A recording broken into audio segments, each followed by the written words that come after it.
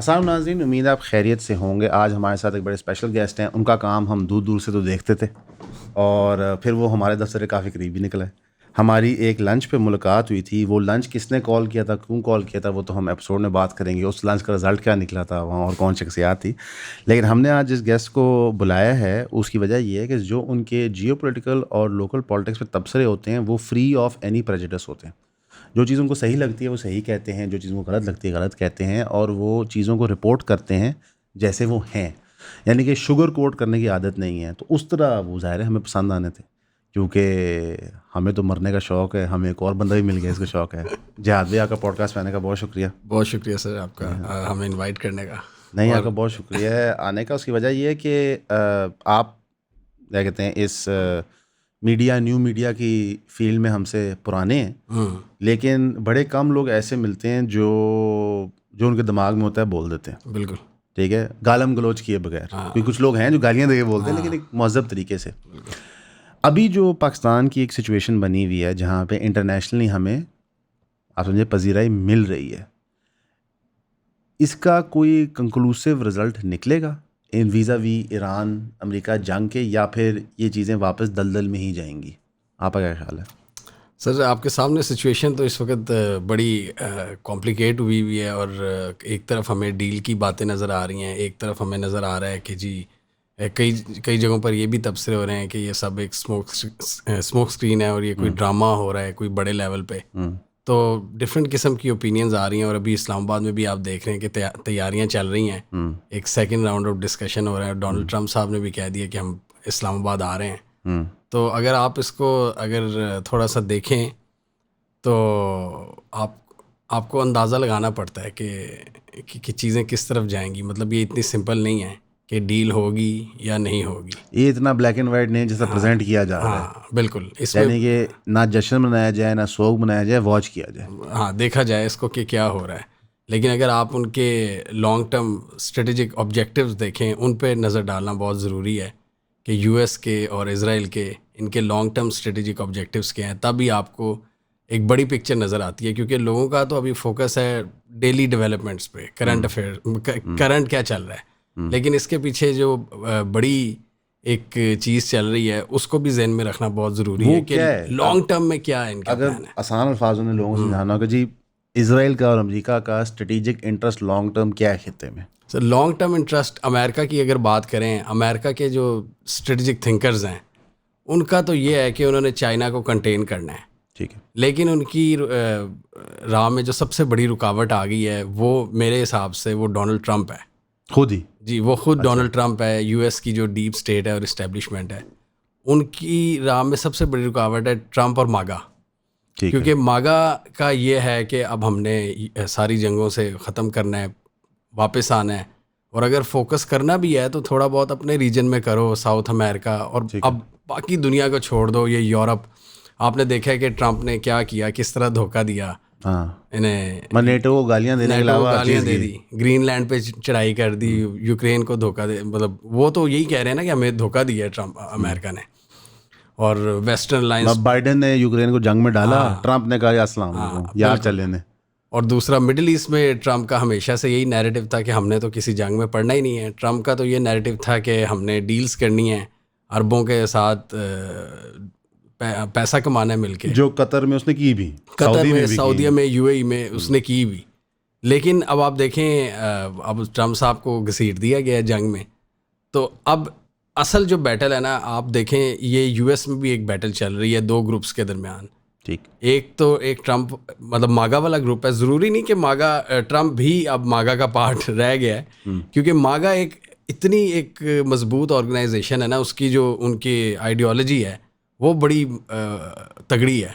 तो उसमें वो अगर ट्रंप उनको धोखा देगा उनके हिसाब से, अगर ट्रंप भी निकले तो ट्रंप भी फारिग हो जाएगा। अच्छा, तो ट्रंप अभी जो कुछ कर रहे हैं डोनाल्ड ट्रंप, वो एक मजाक बन के रह गया, क्योंकि सुबह उनकी स्टेटमेंट और होती है, रात को और होती है, चाहे इंडिया के केस में देख लें या किसी। तो अब डोनाल्ड ट्रंप साहब में खुद एक कन्फ्यूजन नज़र आ रही है, और उस कन्फ्यूजन की रीज़न यही है कि उनकी अपनी पार्टी, जो मागा पार्टी, मैं रिपब्लिकन पार्टी की बात नहीं कर रहा, मागा की सोच और है, और जो ट्रंप, जो पीछे पावरफुल लॉबीज़ हैं, वो ट्रम्प को एज अ चूँकि वो प्रेसिडेंट है तो उसको अपने मकासद के लिए वो यूज़ करना चाहते हैं। यानी ये जो लॉबीज़ हैं, चाहे वो एपेक की शक्ल में हाँ। हो, कांग्रेसमैन हो, पेंटागन हो, CIA हो, इजराइल मोसाद हो, वो चाबी एक तरफ देते हैं, हाँ, मागा दूसरी तरफ देता है, विच फंस गया मासूम ट्रम्प। मासूम है, हाँ, बंदा मासूम। बंदा मासूम। तो मैंने सवाल किया कि मासूम लीडरशिप हर जगह होती है, हाँ, ठीक है, उनको चाबी देने वाले बहुत सारे होते हैं। बहुत सारे होते हैं। ये तो अमेरिका का एक स्ट्रेटेजिक इंटरेस्ट हो गया। इजराइल का क्या स्ट्रेटेजिक इंटरेस्ट है? क्योंकि हाँ, हमारी दानिश के मुताबिक इस जंग में ट्रम्प को डालने में इजराइल को 100 में से 90 नंबर मिलते हैं, बिल्कुल। कि 90 नंबर जनाब मेरे हिसाब से 100 नंबर 100 ही मिलते हैं, 100 मिलते हैं। इजराइल का क्या स्ट्रेटेजिक इंटरेस्ट है? ट्रम्प की इसमें 0% भी कोई ख्वाहिश नहीं थी इसमें आने की, इस जंग में पढ़ने की। उसको मडूरो टाइप चीज़ चाहिए थी हाँ, कि बंदा चौका गायब किया, बट ठीक है। उनका ज़्यादा यही है जी ट्रम्प का कि अगर मैंने फोकस करना भी है तो वेस्टर्न हेमिस्फेयर पे करना है, ठीक है। जिस तरह वेनेजुएला और ये वो, फिर ग्रीनलैंड को भी वो उसी का पार्ट कहता अब है, वो क्यूबा को भी आंखें दिखा रहे हैं। क्यूबा को भी दिखा रहा है। तो ट्रम्प बेचारा उधर मसरूफ था, उसको तो पता नहीं किस तरह उन्होंने पकड़ के लाए और रोता हुआ कि यार मुझे ना लेके जाओ। अब इसराइल का इंटरेस्ट हम सबके सामने, उनका ग्रेटर इसराइल का इंटरेस्ट है। ठीक है। उसमें आप देखें उन्होंने पिछले 3 सालों में गज़ा को जिस तरह कर लिया ऑक्यूपाई, हाफ गज़ा को आप देख लें, वहाँ पे उनके ट्रूप्स खड़े हुए हैं। फिर अब लेबनान में देखें, एक वो लतावी रिवर समथिंग कुछ ऐसा नाम है, वो सदर्न लेबनान का, वो कह रहे हैं कि जी 10-15 किलोमीटर उधर उनकी बैठी हुई है आर्मी। अभी सीज फायर की खबर आई है, लेकिन उनकी आर्मी ने फौज वापस नहीं जाएगी, वो इलाका फतह हो गया। तो आप देखें किस तरह इसराइल आहिस्ता आहिस्ता बढ़ी जा रहा है, बढ़ रहा है। हाँ, ग्रेटर इसराइल। और 70s में तो हमने ये भी देखा था, इजिप्ट का जो सिनाई पेनिनसुला है उस पर भी कब्जा कर लिया था, वो एक डील के तहत हो गया। वो डील ये थी कि अब इजिप्ट कभी आंखें नहीं दिखाएगा, इजिप्ट को भी इन्होंने कर लिया। अभी पिछले चंद महीने पहले सऊदी अरब के हवाले से इन्होंने बयान दिया था कि सऊदी अरब फ़लस्तीनियों को आबाद कर ले अपने मुल्क में। तो सऊदी अरब के जो थिंकर्स हैं उनकी तरफ से बड़ा एक बैकलैश आया था कि ये क्या बकवास कर रहा है इसराइल, क्यों करें। हाँ, तो वो ये उनके जो प्लान्स हैं वो अक्सर वो बोल भी देते हैं कि ये अभी वेस्ट बैंक में आप देख लें, वो एक ईवन सेटलमेंट बना रहा है।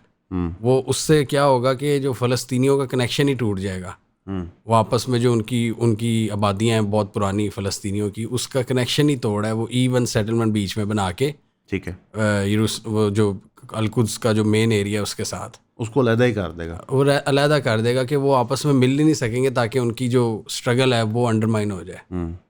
इसराइल के अंदर बहुत सारे हमने देखी हैं ऐसी रोड्स जो फ़लस्तीनी नहीं इस्तेमाल कर सकते, नहीं कर सकते, कुछ घंटों के लिए कुछ जगह खुलती हैं उनके लिए। मगर इस तरह की चीज़ें हमने देखी थी अपार्थाइड साउथ अफ्रीका में, जब नेल्सन मंडेला जेल में था कि जनाब वाइट्स ओनली रोड है, वाइट्स ओनली जगह हैं। इसराइल तो वो कर रहा है, इसराइल ग्रेटर इसराइल की तरफ जा रहा है, लेकिन मिडल ईस्ट उसको कैसे रिस्पॉन्ड कर रहा है? बिकॉज हमें 3-4 बयान आते हैं हमारे वेस्ट से। एक ईरान का मौक़िफ़ है और उसका एक्सेस और रेजिस्टेंस का मौक़िफ़ है कि जनाब एंड तक हम लड़ेंगे। एक सऊदी अरेबिया कतर का मौक़िफ़ है कि थोड़ी मफाहमत कर लो चलो, और फिर एक UAE का मौक़िफ़ है कि हम तो हैं ही उनके साथ। तो ये क्या सिनेरियो प्ले आउट हो रहा है इसमें? अगर आप देखें तो 3 बड़े मिडिल ईस्ट की आपने बात की, यहाँ पे 3 बड़े थॉट्स हमें नज़र आते हैं, यानी 3 आइडियोलॉजीज़ कह लें या पावर ग्रुप्स कह लें। एक सऊदी अरब, एक इसराइल और एक ईरान। ईरान अपने एक्सेस ऑफ रेजिस्टेंस के ज़रिए अपने मकासद पूरे करता है, IRGC सारी उनकी। इसराइल का हमने अभी डिस्कस किया, और सऊदी अरब अब इसमें अपना एक अहम किरदार अदा करना चाहता है कि वो चाहता है कि GCC में वो सबका बिग ब्रदर हो, चोरी में ही हूँ। हाँ, और इसलिए उसके UAE के साथ आपने टसल भी देखी है पिछले दिनों। उन्होंने UAE के इंटरेस्ट को बड़ा हिट किया, यमन में उनकी फोर्सेस को निकाल बाहर किया है। सोमालिया में UAE बेसिस बना रहा था इसराइल के साथ, सोमाली लैंड के ऊपर इसराइल के साथ वो मूवमेंट कर रहे थे, और आसपास जजीरों में UAE और मोसाद के लोग बैठे हुए थे। वो तो वहाँ से भागे हैं। हाँ, वो भागे हैं, लेकिन अभी सोमालिया वाली साइड पे कुछ जजीरे हैं, वो भी बैठे हैं उधर। तो इस पे भी सऊदी अरब ने बड़ा उनको आंखें दिखाई हैं कि ज़रा इधर से निकलो। हालांकि UAE इतनी सी चीज़ है, पता नहीं किधर उछल के जा रहा है, कुछ समझ नहीं आ रहा। आप देखें ना, ईरान ने ये इस जंग में जो अटैक्स किए हैं, उन्होंने कहा है कि ये जो होटल्स वगैरह में बैठे हुए हैं CIA और मुसाहम इधर टारगेट करेंगे, तो वो सारे जिन बेसिस पे हमले हुए वो सारे भाग के UAE के होटलों में गए हैं सारे। वो तो एक्स ऑफिसर्स ने अमेरिका में कंफर्म भी किया कि ये वही होटल्स हैं जहाँ पे हम ठहरते थे। तो वो अब दुबई का हमें एक ये भी साइड नज़र आती है कि ये जो इतनी शान व शौकत वाली ज़िंदगी और इतनी लश पश जो वहाँ पे हमें नज़र आती है, ये मुसलमानों के खून में बना हुआ है। हाँ जी, बिल्कुल। वो उसमें आपको पता है फिर कितने ह्यूमन राइट्स के मसाइल भी रहे हैं, पाकिस्तानी इंडियन वर्कर्स और बांग्लादेशी बहुत अनफॉर्चुनेट रहा है और अभी भी है अभी भी है। प्लेटो की एलिगोरी ऑफ द केव और जिम कैरी की dark comedy the Truman show का आपस में क्या ताल्लुक है? जहां एक तरफ प्लेटो बात करता है उस इंसान की जिसको कैद में रखा गया है और उसकी जो दुनिया है उसके लिए क्यूरेट की जाती है और उसको कोई अंदाजा नहीं है कि उसके बाहर वाली दुनिया में क्या हो रहा है, और दूसरी तरफ ट्रूमन शो के अंदर, सॉरी स्पॉयलर्स यहाँ नहीं मिलेंगे, अगर आपको स्पॉयलर्स चाहिए तो आपको हमारा द क्लब ज्वाइन करना पड़ेगा। yawnpodcast.com पे जाएं, अपनी मेंबरशिप परचेज करें ताकि जुमे के जुमे में आपको पॉपुलर मूवीज और टीवी के बारे में स्पॉयलर्स दे सकें। शुक्रिया।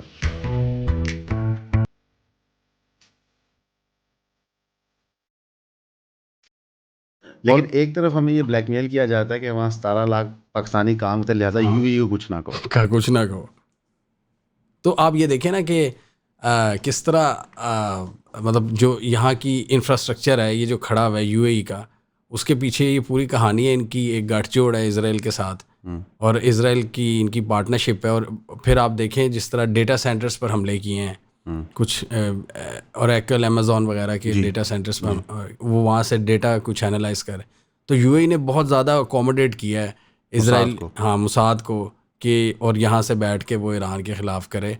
और ईरान ने भी वहाँ पे सबसे ज़्यादा हमले किए हैं। और उस वो किरदार वो सऊदी अरब ने नहीं किरदार अदा किया यूएस को फैसिलिटेट करने का। लेकिन सऊदी ने यूएस को फैसिलिटेट किया, मुसाद को नहीं किया।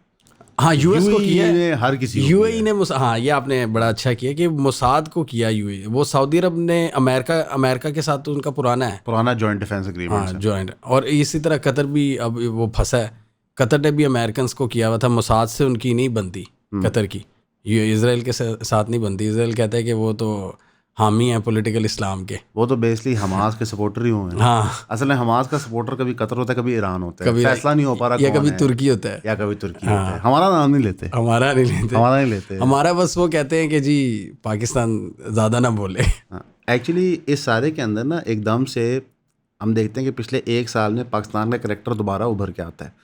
मसलन कि हमने OIC के दौर में देखा, फिर ज़िया-उल-हक के दौर में देखा कि हमारी एक एक्सपेंशन ग्लोबल एजेंडा होता था, फिर मुशर्रफ दौर में देखा कि हम थोड़ा सिमट के अपने बॉर्डरों तक रह गए। अब दोबारा हम, हाँ जी, मैदान में आ गए। और इसमें बहुत शुक्रिया इंडिया का, जिन्होंने जंग की और अपने जहाज़ गिरवा दिए। थैंक यू, बहुत शुक्रिया मोदी साहब का। अब जब पाकिस्तान इसके अंदर आता है तो पाकिस्तान का क्या रोल बनता है इस सारे सिनेरियो में?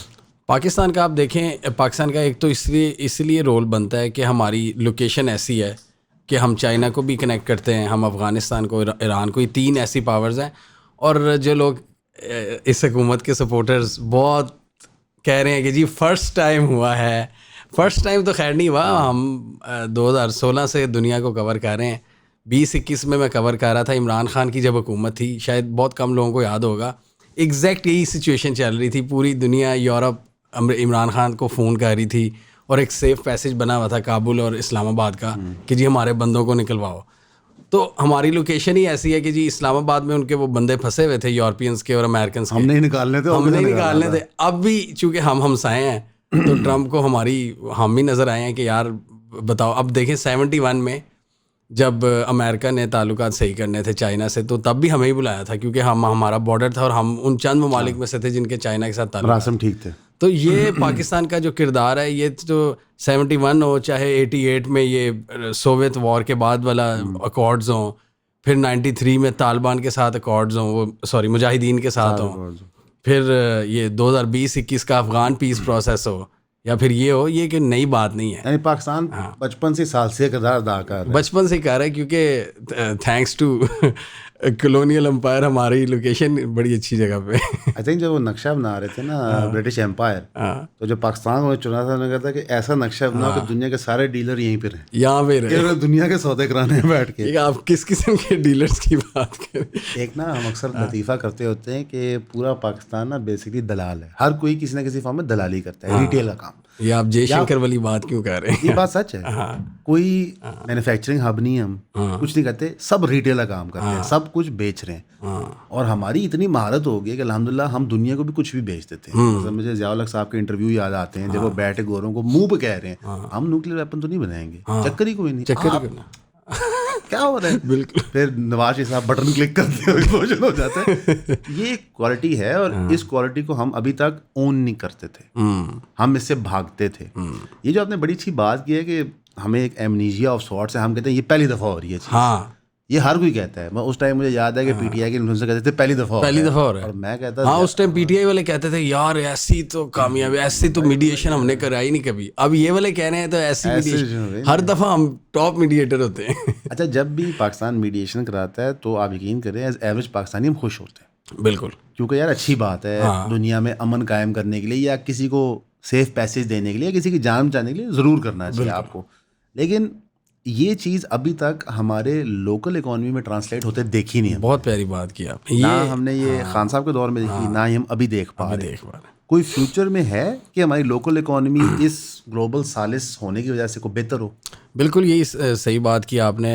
लोग अभी इस पे बात कर रहे हैं, ट्विटर पे बड़ी तनकीद हो रही है जो इस्लामाबाद में एक वो बरी इमाम के करीब जो कुछ हो रहा है, तो लोग उसको इससे वो कनेक्ट कर रहे हैं कि देखो ग्लोबली तो हम सबके साथ पीस का बना रहे हैं, पीस मेकिंग कर रहे हैं, बट अपने लोगों के साथ क्यों नहीं कर पा रहे? हम उनको पीसेस करते हैं, यहाँ पे भी पीस करते हैं, बट वो दूसरे वाला। बड़ा अच्छा आपने बात की।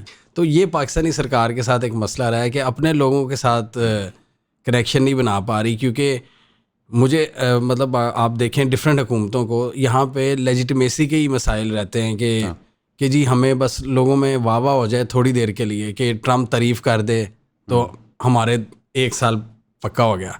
जैसे वो नहीं था अफरीदी साहब 2 छक्के मार देते थे तो 10 मैचों के लिए पक्के हो जाते थे। तो ये भी वही सीन है कि जी एक छक्का मिल जाए, एक अच्छी शॉट लग जाए तो उससे उनके 1-2 साल का ये सोचते हैं। इनकी ये शॉर्ट टर्म थिंकिंग है। अगर लॉन्ग टर्म अप्रोच होगी तभी ये लोगों का सोच सकते हैं। और आप अभी मैंने चाइना का विज़िट किया था, वहाँ पे उनकी हुकूमत बड़े फ़ख्र से बताती है हर जगह पे कि हम सिटीज़न सेंट्रिक अप्रोच पर काम करते हैं। सिटीज़न सेंट्रिक कि हम हर पॉलिसी लोगों को सोच के बनाते हैं।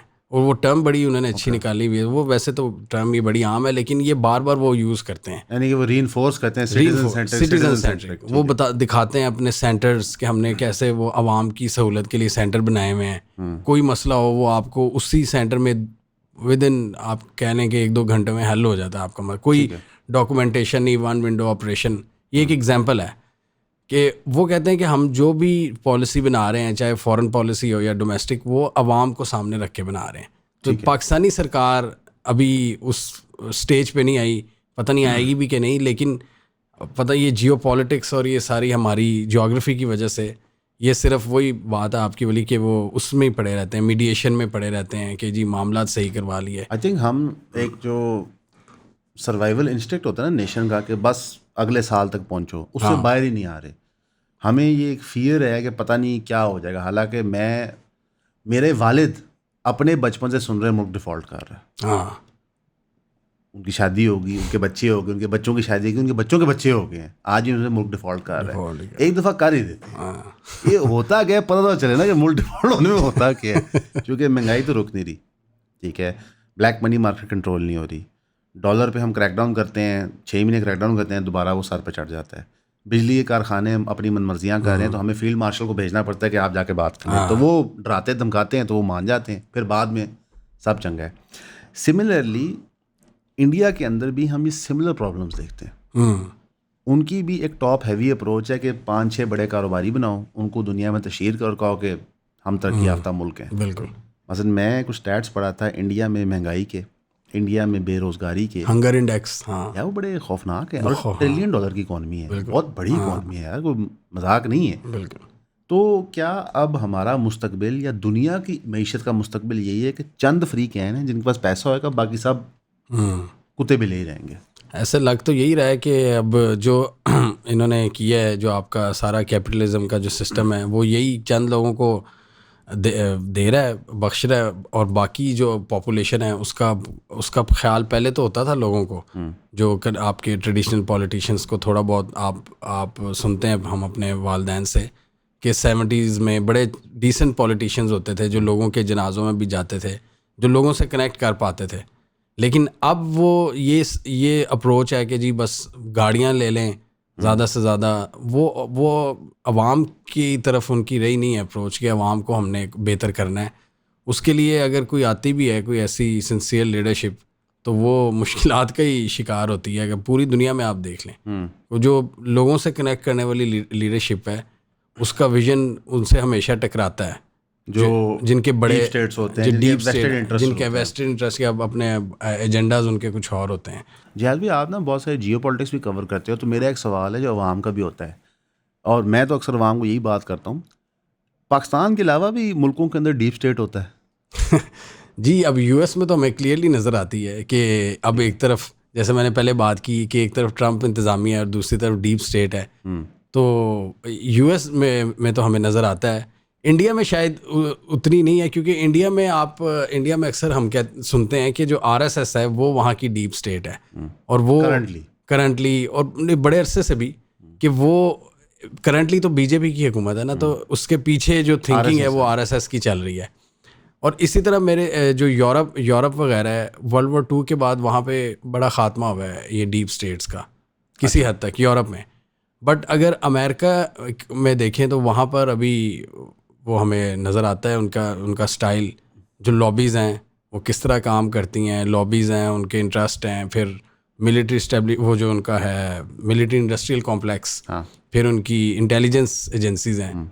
तो ये डीप स्टेट हमें इस तरह के ममालिक में नज़र आती है जिनके इस तरह के एजेंडाज होते हैं, हेजिमोनिक एम्बिशंस जिनके होते हैं, तो उनको ऐसे ऑपरेट करना पड़ता है। चाइना में भी आप कह लें डीप स्टेट है एक, जो चाइना तो एक ही है, सीपीसी, और कोई भी नहीं है। अब सीपीसी, मैं बड़ा हैरान हुआ, उन्होंने वो सीपीसी वाले हमें दिखा रहे थे अपना, और वो बड़ा बता रहे थे कि जी हम, अब वो जो अपनी तारीफ करते थे ना, उसमें ही बहुत सारे शको शुबात निकलते थे। उसी बंदा कैसे गल की थी क्यों? वो सीपीसी का वहाँ पे एक वो है, टेका कह लें या इज्जत है वहाँ पे, जिस तरह IRGC है। हाँ ईरान बिल्कुल, के अंदर, ईरान के अंदर IRGC ठीक है, है, पार्लियामेंट है, हर चीज़ है, लेकिन बेसिकली IRGC है, और हुकूमतें आएंगी जाएंगी, हम हैं।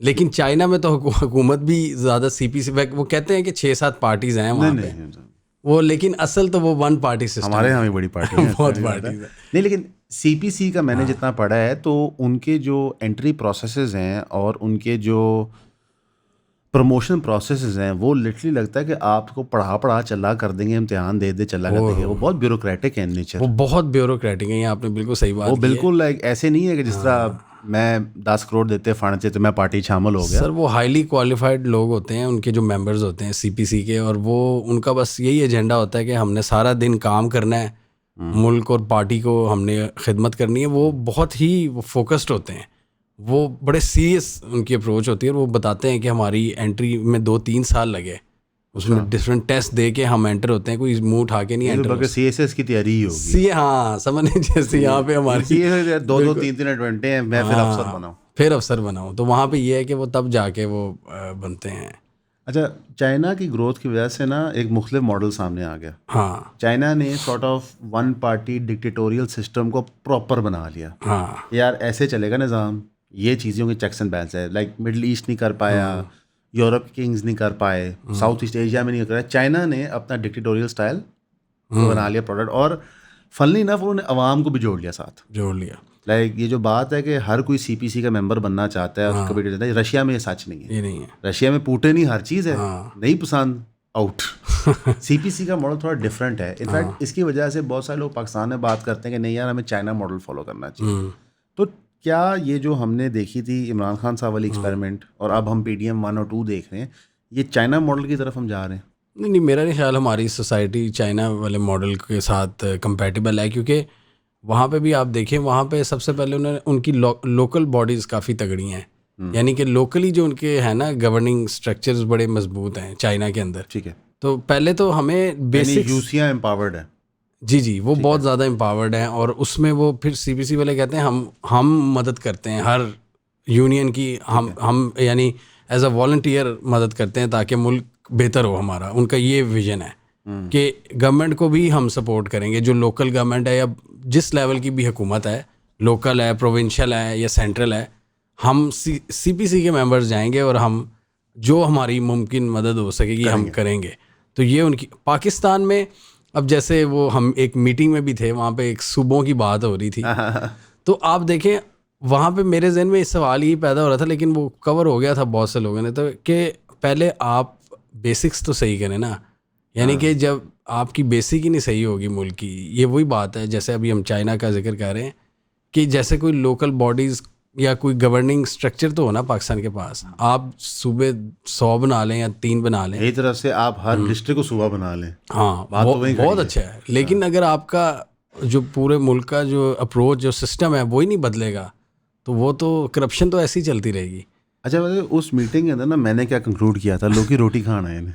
हाँ मैं बहुत अच्छी थी रोटी। अल्हम्दुलिल्लाह, वो तो अब उनकी नहीं अच्छी हुई तो किसकी होगी, कि सही ठीक बात है। लेकिन मैं कोई रियलिटी बताऊं, हमारा सहाफ़त का बैकग्राउंड नहीं है, ठीक है। हाँ तो हम जब इस काम में आए, हमारी इंटरेक्शन हुई जर्नलिस्ट से, तो पहली दफ़ा एक माज़ा के साथ चीज़ सामने है कि बेसिकली ये लोग नौकरियां कर रहे हैं, हाँ इनका पैशन नहीं है, ये जॉब्स कर रहे हैं। ओके, जॉब्स के साथ साथ ये वही काम कर रहे हैं जो हर कोई करता है, जो सैलरी पर्सन होता है, कि 2-3 एक्स्ट्रा सोर्स ऑफ इनकम बना लो, इसकी चापलूसी कर दो, बिल्कुल। इसकी तारीफ कर दो। हमारा जो पूरा इंफॉर्मेशन डिलीवरी का मैकेनिज़्म है, हमारे नज़दीक वो इतना करप्ट हो चुका है कि अवाम को इन्फॉर्मेशन मिल ही नहीं सकती। लाइक TDCP अच्छा काम करे या बुरा काम करे, लोग सुनने को नहीं तैयार, क्योंकि सरकार उसका कैंपेन फंड करती है, ठीक है। तो कोई चीज़ अच्छी हुए या कोई चीज़ बुरी हुए, आपको नहीं पता चल सकता, क्योंकि आपके दिमाग बंद कर दिए गए। तो बेशक पाकिस्तान कोई अच्छा काम करे, कोई फ़ायदा हो भी, अगर उसकी इंफॉर्मेशन डिलीवरी आवाम तक नहीं होगी तो उसका फ़ायदा क्या। इस जर्नलिज्म की फील्ड में आपका क्या ख्याल है इसके बारे में? पाकिस्तान में तो इन्होंने जनाजा ही निकाल दिया है जर्नलिज्म में। हर कोई जो इनकी पॉलिटिकल अफिलिएशंस हैं या कोई इस्टेब्लिशमेंट के साथ किसी के अच्छे ताल्लुकात होते हैं तो वो उसी लाइन को फॉलो कर रहे होते हैं और सच्चाई तो वो बता नहीं रहे होते। मतलब जो या जैसे आजकल है तो वो उन्होंने तारीफ़ों के पुल बांध दिए हैं, वो उससे उनका काम चल रहा है। और फिर एक और इसमें जो बड़ी बुरी चीज़ एक इंटीग्रेट कर दी गई है हमारी स्टेट की तरफ से कि रियल इस्टेट सेक्टर जो है आपका, वो आप भी अक्सर बात करते हैं कि उसको कितना ज़्यादा अंदर ठोक दिया है। आप मतलब जोड़ दी है चैनल्स रियल एस्टेट पूरी वाले ही चलाते हैं। इकोनॉमी, यस, इकोनॉमी और मीडिया के साथ जोड़ दिया आप रियल इस्टेट को। अब आप के मतलब जर्नलिज्म के नाम पे वो धब्बा हैं वो लोग जो कि सोसाइटीज़ को कवर करने जा रहे होते हैं और फिर उनके मालिकान को उन्होंने बुलाया होता है, उनके साथ पॉडकास्ट चल रहे होते हैं। मैं कहा ये जर्नलिज्म है। ये तो साड़ी बेइज्जती कर रहे हैं यार, साड़ी शो पे बैठे कर। नहीं सर, मैंने आपको कभी ये करते हुए नहीं देखा। नहीं, हमने तिहाटा उनका पेड पॉडकास्ट किया हुआ है। अच्छा अच्छा, हमने 2 दफा किया। लेकिन सर मसला ये है कि आप 100 में से 99 काम अच्छे भी कर रहे हैं। नहीं, आप और किस्म की भी बात कर रहे हैं। अगर उसमें एक चीज़ होगी वो ठीक है, लेकिन अगर एक बंदा एक एंकर 10 काम वो कर रहा है एजेंडा बेस्ड, 11वां काम और 11वां से 20वां काम वो कर रहा है रियल इस्टेट बेस्ड, फिर उसके बाद वो कर रहा है उसके मालिक को बुला रहा है, तो जब वो एक ही उसकी रहेगी डायरेक्शन जिसमें जर्नलिज्म की तो नाम की कोई चीज़ ही नहीं होगी, आप तो अपना 1 to 2% वो आपका बिल्कुल हक बनता है। वो तो मैं भी कहता हूँ यार मेरे पास कोई आया कैंपेन वो अलग बात आती नहीं है। यहाँ पे हम कॉल देना चाहेंगे पूरी कौम को कि जिहाद कैंपेन करना चाहते हैं नॉन सरकारी सही है, प्राइवेट कंपनी को स्पॉन्सर करना चाहे, हाँ, आप पहले मुझसे रब्ता करें, फिर मैं वहाँ तक पहुँचा दूँगा। तो ये चीज़ है कि आप अगर अच्छा काम कर रहे हो तो तब आप हकदार हो उसके, ये मेरा। लेकिन अगर आप एक ही आपका एजेंडा है वो फिर मुझे तकलीफ ये होती है कि आप चीज़ें छुपा के ना करें। हाँ, मैं बताता हूँ मिसाल के तौर पे, हमारे पास कोई गेस्ट आता है तो हम कहते हैं कि यार कंपनी का मालिक है, तूने अपना प्रोडक्ट बेचना है ना, तू आगे बेच, ठीक है। हम तेरे से क्वेश्चन कर सकते हैं उसके ऊपर, ओके। लेकिन अब हमने क्या देखा है कि कोई भी कंपनी मीडिया चैनल खरीदती है, पीछे हो जाती है, सामने वो जय्यद एंकर बिठा देती है, हाँ, और उनकी लेजिटिमेसी को अपनी लेजिटिमेसी दिखा के अपना मकसूद कवर कर देती है। अब हमारे सामने एक डिजिटल प्लेटफॉर्म बना दुबई में, ठीक है, अब वो ARY ने खरीद दिया। तो किसने बनाया, क्यों बनाया, क्या मकसद है, वो सबको बच्चे बहुत सीनियर एंकर उन्होंने रखे, ठीक है। यार आप अवाम को कब तक बेवकूफ़ समझेंगे या बनाते रहेंगे। मसलन कि एक चीज़ जब हम ये मेन स्ट्रीम जर्नलिस्ट से मिले तो उनका बड़ा गिला शिकवा होता है कि यार आप लोगों को जर्नलिज्म के एथिक्स नहीं आते। मैं कहा कि बात दुरुस्त है, मैं तो जर्नलिस्ट हुई नहीं, मैं तो प्रॉपर्टी डीलर हूँ। सिर्फ फ़र्क ये है कि आपका चैनल प्रॉपर्टी डीलर ओन करता है, मैं खुद कैमरे पे आके बात कर लेता हूँ, ठीक है, ये फ़र्क है, इससे ज़्यादा कोई फ़र्क नहीं है। और जिस तरह का एटीट्यूड न्यूज़ रूम के अंदर है, मुझे 2-3 चैनलों पे जाने का चांस मिला जब वो डिजिटल पॉडकास्ट के लिए बुलाते हैं। जो मैंने वहाँ न्यूज़ रूम की हालत देखी, जो गुफ्तगू का लेवल देखा, तो आप यकीन जाने बड़ा दुख हुआ। यार अल्लाह ने इनको सारे रिसोर्स दिए हैं, आप और मैं ये काम करते हैं, कितनी बड़ी टीम है हमारी, हाँ पढ़ हम पागल हुए होते हैं। बिल्कुल। अगर हमारे पास 25-30 रिपोर्टर हों हाँ तो मेरा तो ख्याल है कि हम कच्चा चबाज हैं। हम तो तबाही फेर देंगे। मतलब कि मुझे याद है कि हमने स्टोरी करनी थी वापडा के ऊपर, हमें ऑडिटर जनरल की रिपोर्ट हाथ लग गई। अब मैं ही हूँ, मैंने ही पढ़नी है, सब कुछ मैंने ही आपने। चीज़ें निकालनी है, प्रेजेंट भी आपने करना है। फिर जाके अपने वकील से बात करनी है कि मर तो नहीं जाऊंगा ये बात करके, होगा कि ये कवर ये कवर ये कवर। अगर मेरे पास 4 रिसर्चर होते तो मेरा ख्याल है कि मैं उसको 1000 गुना बेहतर कर लेता। कर सकते थे। ठीक है, तो इतने रिसोर्स होने के बावजूद ये न्यूज़ चैनल क्यों नहीं परफॉर्म कर रहे? सर वही बात है कि एजेंडा ड्रिवन है। अगर आपका पीछे से जब आपकी नीयत ही पैसा कमाने की होगी तो फिर आप क्या काम कर सकोगे। आप पैसा एक स्पेसिफिक चंक होता है, जैसे न्यूयॉर्क टाइम्स वगैरह, इन्होंने एक बजट रखा होता है कि ये हम पेड करेंगे, लेकिन अपनी क्रेडिबिलिटी वो बनाते हैं अच्छी न्यूज़ दे के, जो दुनिया के अच्छे इदारों तबसरा करके, तबसरा और करने, finance BBC CNN, बेशक लोग इन पे बाइस्ड होने का इल्ज़ाम लगाते हैं, बट आप इनकी कवरेज देखें तो बड़ी मतलब मिलती है आपको कवरेज, और एजेंडा भी होता है। लेकिन पहले आपको वो आपने एक इकोसिस्टम बनाना होता है कि आपका रिपोर्टर एक अच्छी खबर लाए और आपका प्लेटफॉर्म ये दे सके खबर। आप ऐसा इकोसिस्टम बनाए जो भी आपने बताया कि रिसर्चर हों और उसको प्रेजेंट करें, टीम हो पूरी। तो ये चीज़ हमें नज़र आती है वेस्ट के इदारों में बहुत अच्छी तरह वो काम। पाकिस्तान में अभी तक हम वो नहीं देख पाए। इवन ये हमारे हमारे अरब इस्लामी भाई हैं जिनको हम कहते हैं इनमें इतनी अकल नहीं। कतर ने इतना ज़बरदस्त खड़ा कर लिया अल जज़ीरा, आजकल तो पाकिस्तान को पसंद नहीं है वो पसंद, लेकिन मेरे हिसाब से उससे बेहतर है ही नहीं कोई इदारा इस वक्त। अगर आपने जितनी अनबाइस्ड रिपोर्टिंग देखनी है वर्ल्ड पे, जिस तरह दुनिया के इदारों में अल जज़ीरा बहुत बड़ा है, बेस्ट है मेरे हिसाब, बहुत बड़ा, बहुत बढ़ के है, बहुत बढ़ के। क्योंकि उसमें BBC और CNN वाला बाइस भी नहीं आपको नज़र आएगा। वो करते हैं कवर, वो पाकिस्तानियों की अलग बात है, उनको उनकी क्या मसले मसाइल हैं। आई थिंक हमारे यहाँ ये होता है कि हम फ़ौरन ना न्यूज़ को गद्दार समझते हैं। न्यूज़ गद्दार नहीं हो सकती, ठीक है, बंदा शायद हो सकता है, लेकिन हमारे यहाँ ये फ़ौरन कॉन्सेप्ट होता है कि यार अगर एग्जैक्टली हमारी बात नहीं हो तो गद्दार है। मसलन मैं इधर एक वकूआ बताता हूँ और आज की खबर से रिलेट कर लेता हूँ। असद अली तूर का जब वो वकूआ हुआ था, उनको उठा लिया गया था, उनके बाजू को भी डैमेज हुआ था, तो बहुत सारे मेन स्ट्रीम एंकरों ने इंक्लूडिंग जमील फारूकी ये खबर चलाई थी कि ये औरतों में बड़ा मुलव्वस है और लिहाजा किसी के भाई ने उसको किसी कुटाया। भाई ने मारा है। अच्छा, मैं अपने दिल में सोचूं उस वक्त भी, हालांकि हमारा चैनल कोई नहीं था, ये खबर कि यार ऐसे थोड़ी ना होता है, ठीक है। और आप अल्लाह की कुदरत देखें, आज जमील फारूकी के साथ जो हुआ है बड़ा अफसोसनाक है। उनको बड़ी मार पड़ी है, उनका भी कोई निजी मामला निकला है, उनके साथ वो हो गया। लेकिन हमारी सहाफ़त का ये लेवल है, बिल्कुल मसलन के लेवल ये नहीं है कि लॉ एंड ऑर्डर की सिचुएशन इतनी बुरी है कि कोई भी किसी को मार सकता है। लेवल ये है कि तू कीता की सी, मसलन कि हम वो पिंड के जो चुराए वाली गुफ्तगू है उसी को टीवी पे ले आए, उसी पे ले आए। और यही चीज़ आप देख लेना, फैमिली ब्लॉगर्स भी इसलिए चल रहे हैं। हाँ, ये जो आपकी फलां फैमिली तो फलां फैमिली, क्योंकि वो आपको दिखाते वही चीज़ें जो शायद ये हमारी ओवरऑल सोसाइटी में भी मसला है कि वो देखना ही वही गंद चाहते हैं। नहीं, लेकिन मैं उनकी फिर भी रिस्पेक्ट करता हूँ कि वो छुपाते नहीं है, वो कहते हैं हम वीलॉगिंग करते हैं, वो एंकर की तरह नहीं है जो करते वीलॉगिंग। बट कसूर उनका नहीं, इसलिए मैं कह रहा हूँ ना, सोसाइटी का कसूर है कि शायद हमारी सोसाइटी नहीं ग्रो कर पाई, कि उनको पसंद ही वो चीज़ है, वो जो जमील फारूकी जो देता है या कोई जो और भी बहुत सारे हैं, ये एक मिसाल देखिए, बहुत सारे हैं उनको, या चाहे जर्नलिस्ट हो चाहे व्लॉगर हो, उसको पता है कि अवाम को पसंद क्या आना है। हमें पता भी है कि अवाम को पसंद ये नहीं आता, फिर भी हम वही बोलते रहते हैं।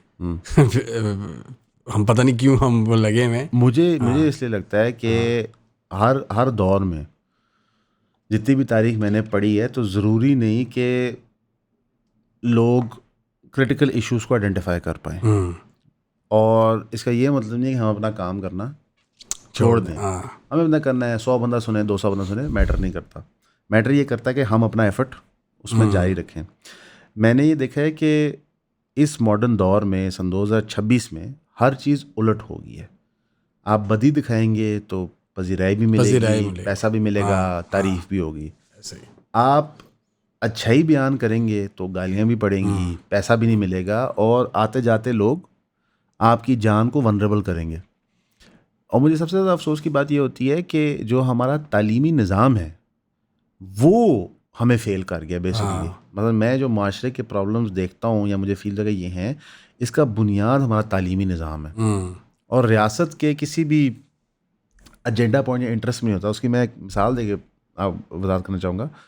पंजाब के जो एजुकेशन मिनिस्टर हैं, जब वो पीजीसी में वाक़या हुआ था, अब वो वाक़या हुआ कि नहीं हुआ मैं आज तक नहीं पता चल सका, ठीक है। तो वहाँ पर जो पहले दिन मौके पे पहुँचते हैं तो वो बच्चों को कहते हैं कि आप बेफिक्र हो जाएं, हम इन लोगों को पाए तकमील तक पहुँचाएंगे जिन्होंने ये वकूआ किया।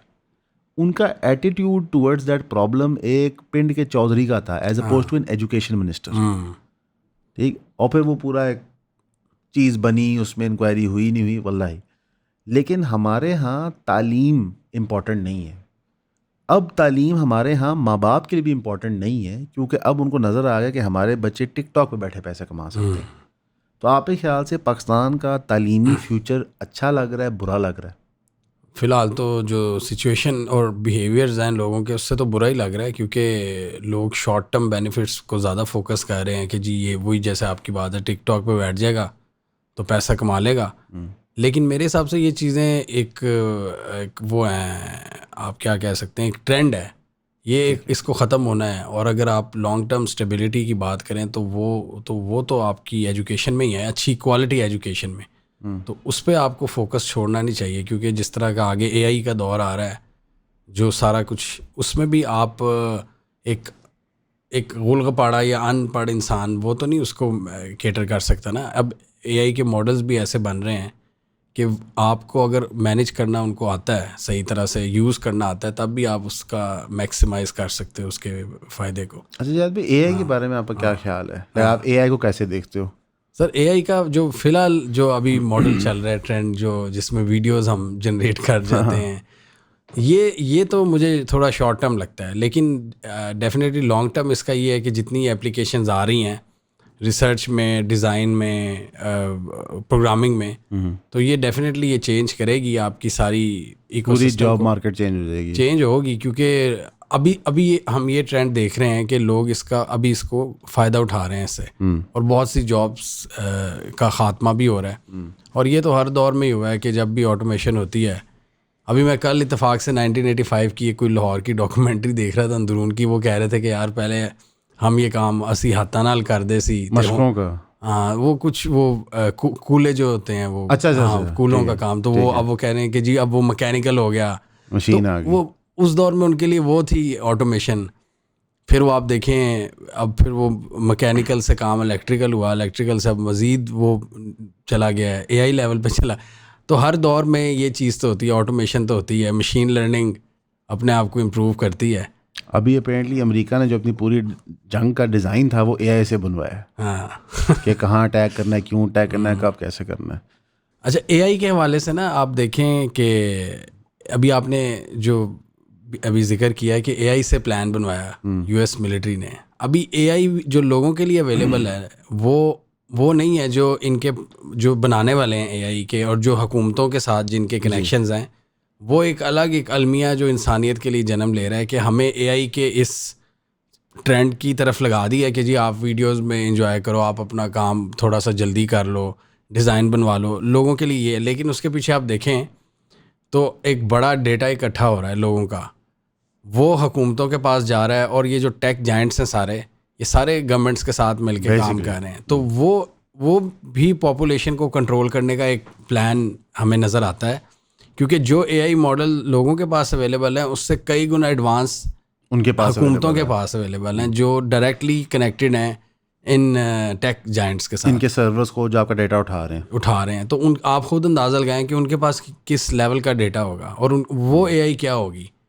तो ये सारा हमें एक धोखे के पीछे लगा के उनका बड़ा एजेंडा पूरा हो रहा है, यानी बेसिकली हम फ्रीली उनको अपना डेटा दे रहे हैं, और वो हमें कंट्रोल मज़ीद बेहतर तरीके से करेंगे। सर्वेलेंस जिसमें आप कह लें, आपकी प्रोफाइलिंग कह लें, ठीक है, वो सारी उनके पास बनती जाएगी, और आपको एक आम बंदे को टारगेट करने में उनको मज़ीद आसानी होगी। यानी कंट्रोल का मैकेनिज्म है, कंट्रोल मैकेनिज्म, आप थोड़ा सा लेफ्ट राइट होंगे, टिबड़ी टाइट, हाँ बिल्कुल, आपको उड़ा दिया जाएगा, या आपको आपकी उनके पास डेटा होगा आपका, आपने कहीं आप चाइना के अंदर ये बहुत खौफनाक चीज़ है। वैसे मैं जितना देख रहा था कि उनकी इतनी एडवांस सिस्टम्स हो चुके हैं कि वो बाकायदा इंडिविजुअल्स की रेटिंग्स करते हैं। ये हर जगह पे नहीं है, ये कुछ जगहों में चाइना में ये भी आई थिंक ये भी उस जगहों के लिए जहाँ पे उनको ट्रैफिक मैनेजमेंट वगैरह करनी होती है ना, वहाँ पे ये देखते हैं वो कि क्या मतलब जैसे कोई क्रिमिनल रिकॉर्ड के लिए, जैसे अगर एक बंदे ने बहुत ज़्यादा वायलेशन की है तो वो उसको मैनेज करने के लिए करते हैं, आम पॉपुलेशन पे नहीं है ये। पर अगर वो कर सकते हैं तो कल को वो ये चीज़ भी कर सकते हैं। ये भी कर सकते हैं, ये उनके पास हथियार आ गया है। चाइना इस हवाले से बहुत ज़्यादा एडवांस्ड है। एआई का जो अभी ये सोच रहे हैं यूएस वगैरह, चाइना पहले ही कर चुका है। हमने देखा था जब वो डीप सी का आया था, हाँ, उन्होंने तो पूरी इनवीडा की मार्केट ही उड़ा दी उड़ा दी थी। अच्छा, उन्होंने मेरे ख्याल से उन्होंने झूठ बोला था कि ये इतने $1 मिलियन का बना है, बना ज़्यादा का ही होगा, लेकिन उतने पैसे नहीं लगे होंगे जितने लेट से बिल्कुल अमेरिका को लगे होंगे। ये जो चाइना और अमेरिका की इनएविटेबल आमना सामना होना है, इसके अंदर आपको क्या लगता है क्या रिजल्ट आएगा? चाइना और यूएस का? हाँ, इवेंचुअली तो होना ही होता है आमना सामना। सर इसमें अब मज़े की बात ये, अभी आपने ट्रम्प का देखा है बयान, वो कह रहे हैं कि हमने स्ट्रेट ऑफ हॉर्मुज़ नहीं खोलनी अभी। और अभी पिछले दिनों उनका ये बयान है, अभी ना इनकी मीटिंग होनी है चाइनीज़ प्रेसिडेंट के साथ। तो वहाँ पे जो सबसे बड़ा मसला जनरेट होगा वहाँ पे, जो क्योंकि चाइना ने इन पर रेयर अर्थ मिनरल्स का बैन लगाया हुआ है कि हम आपको रेयर अर्थ मिनरल नहीं देंगे, जिस पे सारी टेक्नोलॉजी और डिफेंस इंडस्ट्री बेस करती है। वो 90% चाइना में होती है प्रोसेसिंग। तो शी जिनपिंग से इनकी ये डिमांड होगी कि उस पर ज़रा नरमी करें। वहाँ पे ट्रम्प लेवरेज को बढ़ाने के लिए, अपने लेवरेज को इंक्रीज़ करने के लिए उनका क्या है, स्ट्रेट ऑफ हॉर्मुज़। उन्होंने स्ट्रेट ऑफ हॉर्मुज़ और ऑयल का भी उन्होंने क्लियर कट उन्होंने एक अपनी ट्वीट में कह दिया है कि हमें तो तेल नहीं चाहिए, उनको चाहिए, हम तो प्रोड्यूस करते हैं। तो ये जो वेनेजुएला और ईरान और इन जगहों और ये जो चाइना के पार्टनर्स पर इस तरह के ब्लॉकेट लगा के, अल्टीमेटली इनका यही मकसद है यूएस डीप स्टेट का कि चाइना की जो आर्टरीज़ हैं, ये इकोनॉमिक लाइफ लाइन्स कहने, सप्लाई लाइन्स तेल की, इनको हमने चोक करना है। और ये काम जो हम, ताकि वहाँ से रेयर अर्थ मिनरल्स की चीज़ें हम ले सकें ताकि चाइना पे दबाव डाल सकें कि आप ये रेयर अर्थ मिनरल की सप्लाई हम पे ना रोकें। तो आप देखें ये अब एक बारगेनिंग हमें एक पॉइंट नज़र आ रहा है दोनों ममालिक के दरमियान। ट्रम्प कह रहा है कि अगर इन्होंने ना दी हमें, अगर हमारे मुज़ाकरा सही नहीं होते तो हमारे पास तेल का लेवरेज है। ये इसने क्लियर कहा है 3 दिन पहले। यानी ये वेनेजुएला सबसे बड़ी ऑयल रिजर्व कैप्चर कर ली, अब ईरान, ठीक है, ईरान से 10% तकरीबन तेल आता है चाइना को। यानी कि क्यूबा भी कैप्चर करना है, उनका तेल भी कंट्रोल करना है, कनाडा वैसे ही अपना बच्चा है, ग्रीनलैंड भी कब्जा करना है, और ये सारा हो रहा है रेयर अर्थ मिनरल के चक्कर में। रेयर अर्थ मिनरल और ऑयल की ताकत, अब इसी ये दोनों इंटरकनेक्टेड है ना, क्योंकि दोनों से इकॉनमी चलनी है। ऑयल से आपकी इकॉनमी चलनी है और इंजन चलना है। बिल्कुल, चाइना के पास 1.5 अरब की आबादी है, उन्होंने वो सिस्टम चलाना है और प्रोडक्शन करनी है। उनको तेल नहीं मिलेगा, उनकी इकॉनमी स्लो हो जाएगी। और ये धमकी दे रहा है यूएस उसको। अच्छा, वैसे स्ट्रेट ऑफ हॉर्मुज़ बंद होने से ना चुप करके जो बड़ा पैसा कमा रहा है वो रशिया है। हाँ, बड़ा खुश है वो बड़ा खुश है। यूक्रेन की जंग कसर निकाल रहा है इस टाइम पे। वो उनके ज़ाहिर बात है, वो पेट्रोल वो बढ़ गई है प्राइसेस, तो वो बेच रहा है और धड़ाधड़ बेच रहा है। और अमेरिका ने पाबंदी भी उठा दी थी कुछ अरसे के लिए, आप खरीद सकते हैं। बिल्कुल, लेकिन एंड में फिर उसने इंडिया ने एक्सटेंशन मांगी, तो उन्होंने कहा मोदी जी रहने दो। तो चाइना के पास जहाँ पे बहुत से हमें एडवांटेजेस नज़र आते हैं, ये डिसएडवांटेज है कि उनके पास तेल की सप्लाई लाइन जो है ना, वो सारी मोस्टली इधर से, रशिया से भी लेते हैं वो, बट ये इस कंजम्पशन सिर्फ रशिया पूरी कर नहीं सकता, वो कर नहीं सकता पूरी, और कोई भी एक मुल्क अपनी सारी कंजम्पशन एक मुल्क को देता भी नहीं है। इसलिए फिर वो हम देखते हैं कि चाइना BRI को परसू करता है और लैंड कॉरिडोर्स को देखता है कि जी ये नेवल डोमेन में तो यूएस बैठा हुआ है, वो तो चोक करेगा। तो चाइना के जो उनके थे नाइटमेयर्स, वो अब हकीकत बन रहे हैं। ये वैसे जो हमारे अंदर से गुजरना है, CPEC क्या कहते हैं, और जो अफ़गानिस्तान और ईरान में से गुजरना है, जो इवेंचुअली फिर बेसिकली कनेक्ट कर देगा हर चीज़ को चाइना के लिए, इसके अंदर रुकावट क्या है अमेरिका के अलावा? बिकॉज लोकली स्पीकिंग CPEC को हमने बहुत गहरी तफसील से स्टडी किया हुआ है। वो एट एनी पॉइंट पाकिस्तान के लिए नुकसानदेह नज़र नहीं आता था। मतलब उसमें आप जितनी मर्जी भी करप्शन कर लेना, इतना पैसा आना है कि आप 50, 60, 70, 80, 90% भी खा जाएं, वो 10% ही इनफ है यहाँ तकदीर चेंज कर देने के लिए। लेकिन उसमें क्या रुकावट आ रही है? स्टम्बलिंग ब्लॉक क्या है? स्टम्बलिंग ब्लॉक तो इसमें कई चीज़ें हो सकती हैं। इसमें कुछ करप्शन हो सकती है, कुछ जियोपॉलिटिकल चैलेंजेस हैं, फिर ये जो चाइनीज़ वर्कर्स पे अटैक होते हैं, हाँ तो इसमें भी आपको इसको ग्रेट गेम के अगर तनाजुर में देखें तो उसमें यही समझ आता है कि जो हॉस्टाइल एजेंसीज हैं जो चाइना को नहीं पसंद करती वो वर्कर्स पे हमले करवाती हैं ताकि ये फेल हो, और उन्होंने बड़ी हद तक फिलहाल इसको फेल रोका हुआ है। हाँ रोका हुआ है रोका हुआ है, टू बी ऑनेस्ट रोका हुआ है। ये ईरान जंग हो के चाबहार भी बंद हो गया। हाँ चाबहार भी वो वहाँ भी चाइना इन्वेस्टमेंट कर रहा था। चाबहार बहुत ज़्यादा कर रहा था। इंडिया भी कर रहा था। इंडिया निकल चुका था क्योंकि इंडिया के बारे में ये रिपोर्ट्स आई थी कि उनके पास पैसा ही नहीं था इन्वेस्ट करने के लिए। उन्होंने एक टर्मिनल पे किया था काम, ठीक है, लेकिन ज़्यादा चाइना इसको ऑपरेशनल कर चुका था चाबहार को। तो वो देखें वो पहले अभी गवादर में भी इतने गवादर में आए रोज़ अटैक्स होते रहते हैं अनफॉर्चुनेटली हमारी फोर्सेस एक रियलिटी है। हाँ तो वो वहाँ पे BLA CLA, अब कुछ लोग कहते हैं कि BLA का भी एक तो इंडिया तो स्पॉन्सर करता ही है, यहाँ पे इजराइल भी करता है। अब अगर ये ईरान का करंट सेटअप गिर जाता है अल्लाह माफ़ करे तो फिर आप देखें BLA और मुसाद फिर वो दमादम मस्क अंदर होगा कि वो इतना बड़ा जिन बन जाएगा जी जी कि आप कहेंगे यार कि क्या हो की हो गया बैठे बैठे। लेकिन इसलिए आपने जो अभी क्वेश्चन किया था कि क्या चांसेस हैं पाकिस्तान, कौन सा ब्लॉक आपने कहा था? Pakistan Iran, Pakistan, Saudi Arabia, Iran और टर्की। यस, ये एक ब्लॉक वक्त की ज़रूरत है क्योंकि ये चारों मिडिल पावर्स हैं और ये चारों समझते हैं कि अगर हम में से कोई एक गिरा तो फिर वेस्ट के बाद वो कॉन्फिडेंस आ जाएगा US और इजराइल के पास कि वो किसी को भी गिरा सकते हैं। मैं सोचता हूँ कि खुदा ना खास्ता इजराइल सक्सेसफुल होता है ईरान और गिराने में, बिल्कुल, तो ईरान जैसी डायनामिक्स ना सऊदी में ना टर्की में ना पाकिस्तान में, क्योंकि वो जिंदा इमाम है। मसलन के एक चीज़ जो हम समझते नहीं है कि अहले तशी फ़िक्र के अंदर वो उनका जिंदा इमाम है, वो सिस्टम उनका पूरा चल रहा है। एक बहुत बड़ी अक्सरियत लोग उसको मजहबी तौर पे जुड़े हुए, आइडियोलॉजिकली बिल्कुल जुड़े हुए। अब ना टर्की में ऐसे है, ना सऊदी अरेबिया में ऐसे है, ना पाकिस्तान में ऐसे है।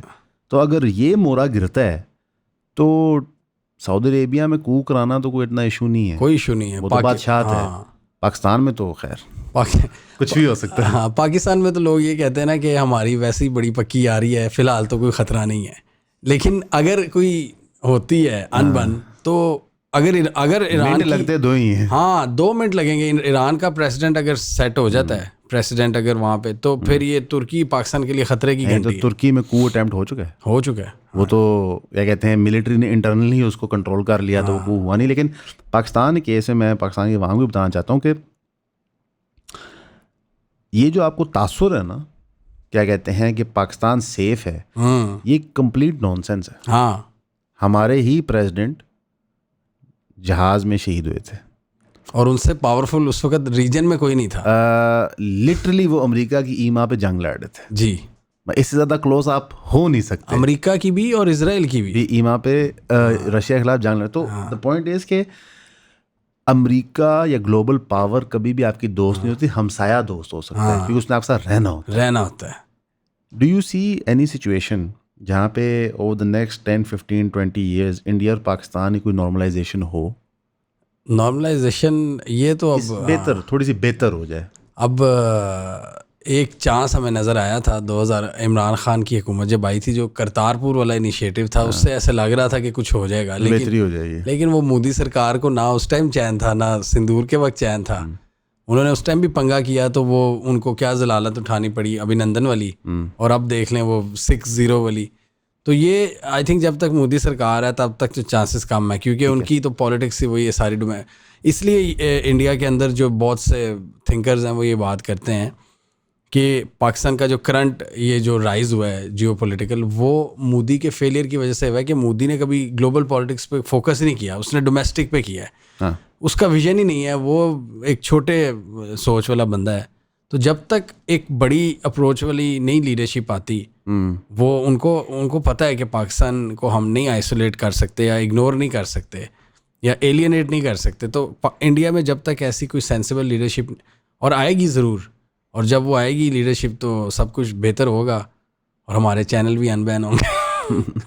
नहीं, एक जो बड़ी अजीब सी रियलिटी है कि मुझे भी ऐसे लगता है कि इंडिया में एक ग्रेट चेंज अगले 10-15 साल में होएगा, बिकॉज ये मॉडल सस्टेनेबल ही नहीं है नफरत का, कि आप बस बल्कि एक लिमिट है ना, और इसका एंड यही होता है कि सिविल वार हो जाए या गवर्नमेंट चेंज हो जाए। हम तो दुआ करें गवर्नमेंट चेंज हो जाए, वहाँ पे 20-25 करोड़ मुसलमान रहते हैं, मुझे नीचे, बल्कि पिछले दिनों तो वो उन्होंने ईसाइयों को भी मारना शुरू कर दिया। ज़ाहिर है पागल लोग तो कुछ भी कर वो सकते तो हैं। वो जो आरएसएस वगैरह बीजेपी वो तो बिल्कुल अंधे हुए हैं। लेकिन अनफॉर्चुनेटली हम एक चीज़ देखने को मिलती है कि उनका मीडिया, हाँ उनकी सेलिब्रिटीज़, उनके influencers completely captured by the state हैं। बिल्कुल। भाई यहाँ पे कोई इन्फ्लुएंसर कैंपेन करता है तो उसको 1000 लोग गाली देते हैं कि ये तो क्या है। वहाँ पे इन्फ्लुएंसर कैंपेन करते हैं तो लोग तारीफ करते हैं, पुल बांधते हैं, क्योंकि उन सब ने उस माइंडसेट में खरीद लिया। मतलब जो बंदा सिर्फ हिंदू भी था ना, अब वो भी हिंदुत्व नीम गर्म हो चुका है। मतलब कि मुझे जंग के दौरान ये था कि ध्रुव राठी जो बड़ा एंटी हिंदुत्व बात करता है, स्टेट वाले खिलाफ बात करता है, वो शायद कुछ रियलिटी बता दे, लेकिन बिल्कुल वो भी एक तरफ आए खड़े हो गए। फिर आकाश बैनर्जी भी एक तरफ आए खड़े हो गए। रवीश कुमार ने अपना मौक़िफ़ ठीक रखा था, उन्होंने एक बैलेंस, ज़रा तजर्बा भी है बंदे का। लेकिन मुझे ऐसे लगता है कि इंडिया के अंदर जब रीसेट होगा, उस रीसेट से पहले इंडिया अपने आप को मेजर नुकसान पहुंचा चुका होगा। क्योंकि इस वक्त जो अडानी अमेरिका के साथ मुआहदा कर रहा है थ्रू मोदी, वहाँ पे एक रिफाइनरी सेटअप करने के लिए, वहाँ के लोगों के लिए रोज़गार बनाने के लिए, वहाँ पे पता नहीं कितने बिलियंस इन्वेस्ट कर रहा है, तो यही पैसा इंडिया के लोगों को भी लग सकता था। एंड आई फील कि इंडिया के साथ बहुत बड़ा धोखा अमेरिका ने किया है, ओबामा एडमिनिस्ट्रेशन ने, बाइडेन की एडमिनिस्ट्रेशन ने, जो उन्होंने उनको एक फॉल्स सेंस ऑफ सिक्योरिटी में रख के अपने पास बुलाया है। बिकॉज इवेंचुअली जो काइंड जैसा कि सर्विसेज पाकिस्तान देता है वो इंडिया दे ही नहीं सकता, क्योंकि वो एक डेमोक्रेटिक स्टेट है। जो चीज़ें पाकिस्तान किसी भी मुल्क के लिए कर सकता है वो इंडिया कर ही नहीं सकता। मसलन हम at a drop of the hat आपसे मुआहदा कर सकते हैं, मुआहदा तोड़ सकते हैं, फ़ौज भेज सकते हैं, फ़ौज वापस ला सकते हैं, हमें तो कोई इशू नहीं है। हमने कौन सा, हम सऊदी अरब में कर रहे हैं, देखिए हमारा सऊदी डिफेंस पैक्ट हुआ, कौन सी जमहूरियत ने किया, सरकार ने किया। हमने कहा ठीक है, अच्छी बात है, फ़ौज भेजनी है, चलेगी, ठीक है। हमने सऊदी अरेबिया को मना करना था यमन के बारे में, तो हमने कहा पार्लियामेंट से पूछ लेते हैं, ठीक है। तो हमने पार्लियामेंट रखा हुआ है ना करने के लिए, वरना साड़ी हाँ ही होती है, वरना हाँ ही है। जब जहाँ हाँ है तो वहाँ पे हाँ ही है। और ये चीज़ इंडिया कर नहीं सकता, ये उनकी लिमिटेशन है, जिसकी वजह से इंडिया के अंदर भी बहुत सारे लोग कह रहे हैं कि जो एक स्ट्रॉन्ग मैन मोदी वाला मॉडल है ये परमानेंट होना चाहिए, ताकि इंडिया हर चीज़ तेज़ तेज़ कर सके। लॉन्ग टर्म सस्टेनेबल डेवलपमेंट को अब क्विक डेवलपमेंट के ऊपर तरजीह नहीं दी जाती। अब क्विक डेवलपमेंट ही हर कोई प्रेफर कर रहा है, रोड फौरी बना दो। मैं जब भी वैसे ये बहस सुनता हूँ ना कि ये पुल 20 दिन में बन गया, तो मैं कहता हूँ यार इसमें कुछ फ़ायदा नहीं है। तू भाਵੇਂ 6 महीने बना ले, वो गिरे ना, ठीक है। मतलब कराची की यूनिवर्सिटी रोड का तो लतीफ़ा ही बन गया है, पता नहीं 2020 से बन रही है, आज तक उनसे बन ही नहीं पा रही। इन कंक्लूजन ये कहते हैं, अगर आपके ख्याल से ओवर द नेक्स्ट 5 days क्या रिजल्ट आएगा इस्लामाबाद पीस टॉक्स का, स्पेकुलेटिव है, वो ये नहीं होगा कि जनाब तुसी किया सी क्यों नहीं हुआ, पर आपके ख्याल से क्या रिजल्ट आएगा? सर यहाँ पे कोई हमें डील तो नज़र आ सकती है, हो सकती है, लेकिन वही बात है कि लॉबीज़ का जो इंटरेस्ट है, इजराइल का इंटरेस्ट है, वो मैक्सिमम कोशिश करेगा कि इसको ख़राब करे। और अगर कोई डील यहाँ पे हो भी जाती है तो ऐसा लगता है कि वो साल के बाद टूट जाएगी, जैसे पिछले साल ट्रूस हुआ था 12 दिन जंग के बाद डील हो गई थी, न्यूक्लियर बम खत्म हो गए थे। वो ट्रंप ने यही क्लेम किया था, खत्म हो गया। अभी वो यही कह रहे हैं कि सब ख़त्म कर दिए, नेवी, एयरफोर्स, आर्मी सब ख़त्म कर दिया। तो हो सकता है इधर भी ट्रूस एक नज़र आ जाए, पाकिस्तान को भी थोड़ी सी एक लॉलीपॉप मिल जाएगी वक्ती तौर पे, लेकिन 1 साल के बाद या कुछ महीने बाद फिर एक आएंगे। क्योंकि यहाँ पे इजराइल का थिंकिंग ये है कि ईरान, वो समझ रहे हैं कि ईरान को हमने ना बड़ी गहरे ज़ख्म पहुँचा दिए हैं, तो अब टाइम है कि इसको गिरा दो। ये हमारे पास आइडिया, वो ये कन्विंस कर रहे हैं ट्रंप इंतज़ामिया को। ट्रंप निकलना चाहता है यहाँ से, तो वो कह रहे हैं कि नहीं करो, यहाँ पे हमें इसको गिराना होगा, यही हमारा बेस्ट चांस है। लीडरशिप उनकी उड़ी हुई है, ये एयर डिफेंस सिस्टम ख़त्म हो गया है, मिलिट्री कमांड स्ट्रक्चर उड़ा दिए, तो अब ये बेस्ट मौका है कि ईरान को ना ख़त्म करो और यहाँ पे रजीम चेंज करो, और ग्राउंड इन्वेजन की ज़रूरत पड़ती है तो वो भी करो। रजीम चेंज उसके बगैर हो नहीं सकता, पॉसिबल नहीं है। लेकिन ग्राउंड इन्वेजन को भी देखें, अगर वो भी कर लें तो 20 साल बाद जो अफ़गानिस्तान में रिज़ल्ट मिला था तालिबान से, अब तालिबान पे भी जब इन्होंने बमबारी की, इतनी हैवी बमबारी की, वो सारे बिखर गए, लेकिन 20 साल बाद उन्हीं से हुकूमत का मुआहदा कर रहे थे कि आप ले लो। वियतनाम से नहीं सीख सके, अफगानिस्तान से, इराक से, लेकिन असल में केओस भी रिजल्ट है। हाँ क्योंकि अमेरिका अफगानिस्तान इराक केओस मचा गया है और हाँ। खुद वो बैठा हुआ है वहाँ, वहाँ तो कहते हैं चलो ये भी रिजल्ट है। ये भी एक रिजल्ट है ना कि इसराइल के आसपास के वीक हो गया, एक सदाम एक स्ट्रांग लीडर था, वो खत्म हो गया। अब पूरा मिडिल ईस्ट आप देख लें उन्होंने किस फारग तरह है, ईरान वाहिद है। फारिग कर दिया उन्होंने। या तो जीसीसी स्टेट्स हैं जो किसी हद तक कॉम्प्रोमाइज हैं, बाकी सारे लूले लंगड़े हैं। ये सीरिया में अपना ही वो किस अरे देखो अमान, ये मैंने नहीं कहा है, जहाज भाई भी कह रहे हैं कि वो सीआईए का ही है। हाँ जी अहमद शरा जी जी। ये हमारे दफ्तर में बड़ी सख्त बहस है। 2 बंदे हमारे दफ्तर में कहते हैं नहीं, नहीं सर, बाकी सारा दफ्तर कहता है छोड़ो यार। इसमें कोई शक की बात है, इसमें किसी कोई डाउट है ही नहीं है कि वो उनका अपना बंदा है, उसको चुप करके बिठाया हुआ है, उसकी एयर स्पेस का भी इस्तेमाल करते हैं। हर चीज होती है, हर चीज होती है। अच्छा, जब उनका दिल चाहता है सीरिया का इलाका भी फतह कर लेते हैं, दुरूद मार के एरिया ले लेते हैं। हाँ, वो ऐसे ही चल रहा है वहाँ पे। तो वो उनका अपना बच्चा है। तो वो उसको भी देख लें, लीबिया में देख लें, हफ्तार बिठाया हुआ है, वो सीआईए में ट्रेन हुआ हुआ है, लैंगली में जा। वो कदाफी का बेटा शहीद कर दिया। हाँ, वो उन्होंने बड़ी खामोशी से वो कार्रवाई डली है। कार्रवाई डाल दी। आप फिर लेबनान में इसराइल चढ़ाई कर रहा है इस टाइम, ठीक है। बैरूत की गवर्नमेंट तो कॉम्प्रोमाइज हो चुकी खत्म, है, वो है ही नहीं। वो इजिप्ट वाले मॉडल पे जा रहे हैं कि बस चुप कर जाओ, हाँ, जिंदगी बसर करो, गाने गुने बनाओ, नाच गाना करो, यही काम है और कोई काम। इस टाइम जो रेजिस्टेंस रहेगी है वो ईरान की, या तो IRGC है और कुछ थोड़े बहुत ग्रुप्स इराक में बैठे हैं, और या तो यमन में ये है अंसारुल्लाह हुतीज।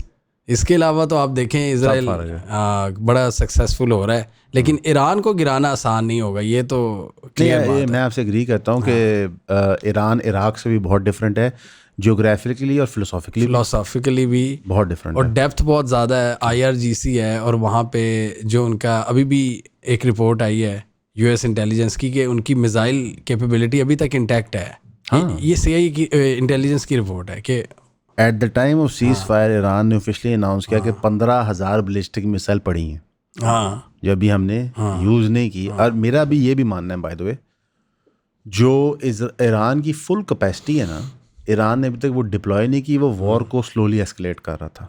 इवन जो उन्होंने UAE पे हमले किए हैं वो ठंडे ही थे। जब UAE वाले बड़े उसको सेलिब्रेट करेंगे जनाब हमने इतने मिसाइल रोक दिए, मैं दिल में हंस रहा हूँ कि हजूर आप क्या बात कर रहे हैं, आपकी पूरी मीशत खत्म हो गई है। आपका तो था ही मीशत ना, 120 बिलियन डॉलर उनकी मार्केटों से निकल गया, फारिग हो गया। लोग पैसा खींच रहे हैं और वो धमकी लगा रहे हैं कि मत निकालो। UK का आधा रेजिडेंट वापस चला गया, यानी कि 2.5 लाख रेजिडेंट थे, 20-30 वापस चले गए। वो अब सीधे हाथों वापस आएंगे भी नहीं। ये आई थिंक ग्रेट रीसेट का टाइम बहुत करीब आ रहा है, और ग्रेट रीसेट के टाइम के ऊपर बहुत एक खौफनाक दुनिया का भी मंजर बन जाता है। अल्लाह हम सबको प्रोटेक्ट करे। जहाद भाई आपका आने का शुक्रिया, आपको हम तंग करते रहेंगे वक्तन फवक्तन। ज़रूर। अभी बहुत सी चीज़ें हैं जो हमने नहीं, क्योंकि आज हम थोड़ा इधर उधर निकल गए थे। जियोपॉलिटिक्स में इंशाल्लाह एक और हम बैठक भाई, अगर आपके पास वक्त हो तो फिर रेगुलर करते रहेंगे, वरना बिजी आदमी क्या कहते हैं। अब आप हमें टाइम दें। नहीं, आपको तो दावत शावत आती रहती है लंच वगैरह की। नहीं सर, वो आप पहली थी, first and last. Thank you जहाज आने का बहुत शुक्रिया। Thank you.